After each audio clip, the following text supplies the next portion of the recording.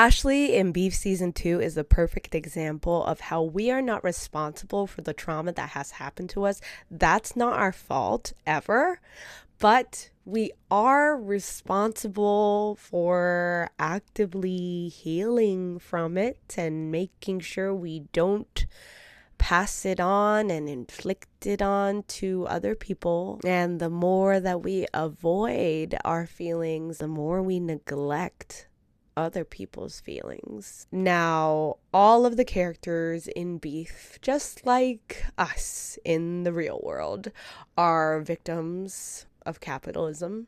But take all of that, plus Ashley, the entire story, not being able to recognize her own white privilege, even despite her socioeconomic status.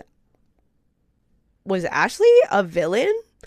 Obviously not as much of a villain as Chairwoman Park in this story, but would you put her on the villain list? Victim and a villain? Victim that becomes a villain? It is very realistic. It is very human. Now, about these humans beefing, at the top of episode 2, we see Austin and Ashley sitting in Josh and Lindsay's home, and they are confronting them about the video that they have of Josh and Lindsay fighting in their garage. And Ashley is even getting Austin to speak for her. They're sitting next to each other, and Ashley's like, "No, you go, you go." And Austin is really throwing in some beautiful words together to pitch Ashley getting a better job at Monta Vista Point. Ashley ends up just throwing up that she has this video.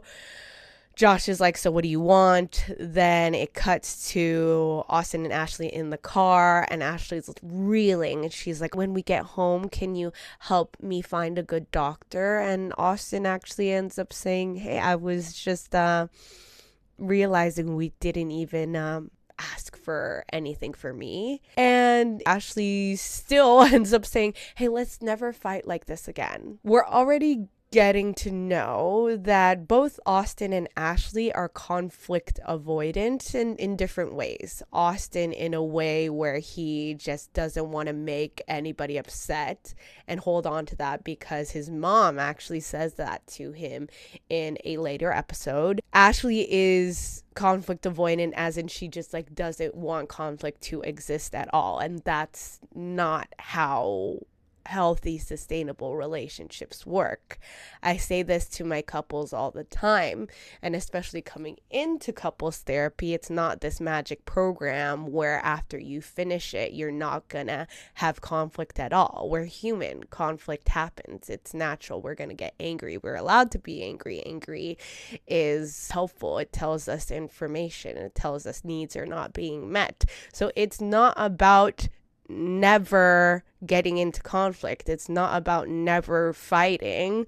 It's about actually getting comfortable with being in conflict with one another and not seeing conflict as a threat to the relationship, but seeing conflict as an opportunity to be curious about your partner, to learn more about your partner. Since Austin only works part-time at the club, but Ashley starts her new big girl job in the office, she is even texting and calling him, and she's like, can you please go to H&M for me and get me more business casual clothes? Our livelihood is riding on this job. And Austin's like, "No, I'm busy." And she's like, "No, I checked our shared calendar and you have no sessions." And okay, shared calendar, great. I'm glad to hear we have a system, but even though you see that your partner is not busy, that does not mean he needs to spend all of his free time doing something for you. Ashley. Now, over on Josh and Lindsay's side, we get to know Josh a little bit more this episode, and there's a scene where he's on the phone with his sister, and we learn he's been sending money to his family, and he wants to continue sending money to his family, even though him and Lindsay are underwater. Why is Josh doing this? Could it be out of guilt? He gets upset on this phone call, and before he hangs up at the end, he says, "I told you I had to work that night." We learned that he said he needed to work the night that his mother passed. And so is Josh overcompensating at work? Is he trying to rectify the choice he made by being seen as successful as possible? I can understand why Josh's grief manifests in anger, denial, bargaining even. That's important to remember. The stages of grief are not linear.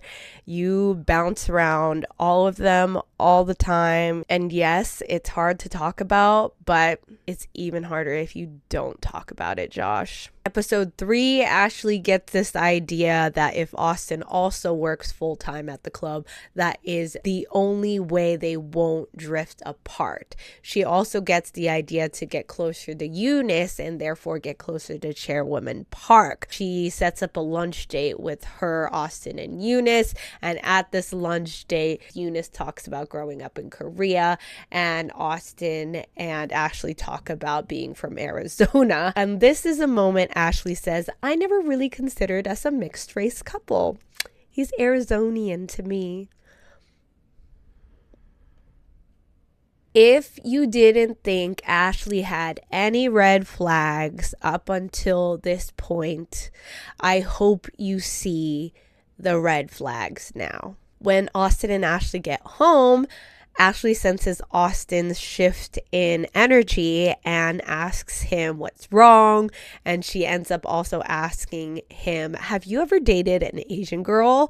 And Austin says, "Ew, no, that's like dating my mom." In this back and forth, Austin obviously uses the fraudulent physical therapist credentials as a cop-out to avoid his new attraction to Eunice. From this point on, Austin is also hiding the fact that him and Eunice are texting and getting closer, and he ends up also getting promoted to oversee the entire build of the wellness center at the club.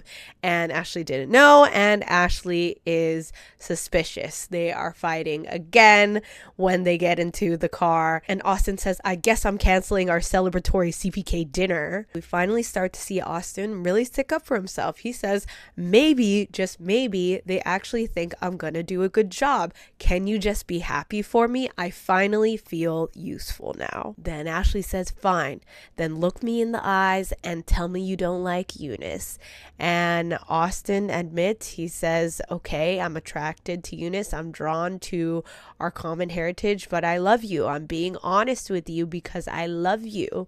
And he explains that he's just never been around so many Koreans before, and it's making him think about his identity because clearly he hasn't been in touch with this part of his identity while dating Ashley, who sees him as Arizonian. And then what does Ashley do? Ashley jumps out of the moving car saying, "I'm just processing," and she's singing Uptown Funk. And she's also repeating to herself, "He's gonna leave me, he's gonna leave me."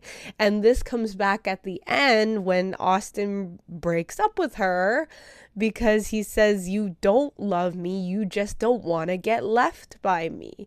And to be honest, from start to finish, I really cannot tell if Ashley really is in love with Austin or she in love with him being in service to her. While in this panic attack, while she's walking away after she jumped out of a moving vehicle, she falls down a hill and into a pond. The only developments of Josh and Lindsay in this episode is them reminiscing on their festival-going lifestyle, when they first fell in love, when they got matching tattoos, and in this moment they even end up being intimate for the first time in a really long time. And this is when they get the idea to start embezzling money from the club. But if you're embezzling the money from the club, that means you are messing with the money of who? Chairwoman Park. And I loved Yoon Yo-jung playing Chairwoman Park, and I loved Song Kang-ho playing Dr. Kim. They have a really rich, no pun intended, scene in episode 3. Chairwoman Park says to Dr. Kim, "I am the one with the most to lose." And Dr. Kim says, "If you leave me, how will I survive? I don't want us to grow apart from this." Chairwoman Park says in English, "Dr. Kim, I love you. I found a way to move the money." Chairwoman Park and Josh are having a Zoom meeting. She says she knows what he's doing with the money, and then she offers his contract renewal. And she says, "Now you do whatever I say." And then she says, in Korean culture, you bow as a sign of respect. And Josh bows. And then she says, "The lower the bow, the bigger the respect."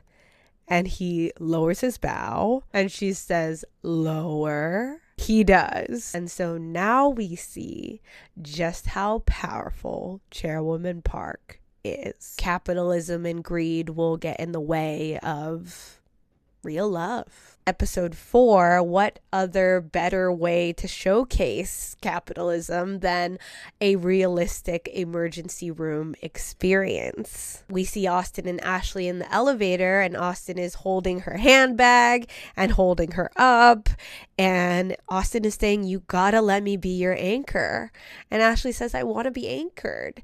And Austin goes and checks them in and says he's gonna get her Gatorade, and she said, "Red please, blue is good too, purple's okay, but not yellow."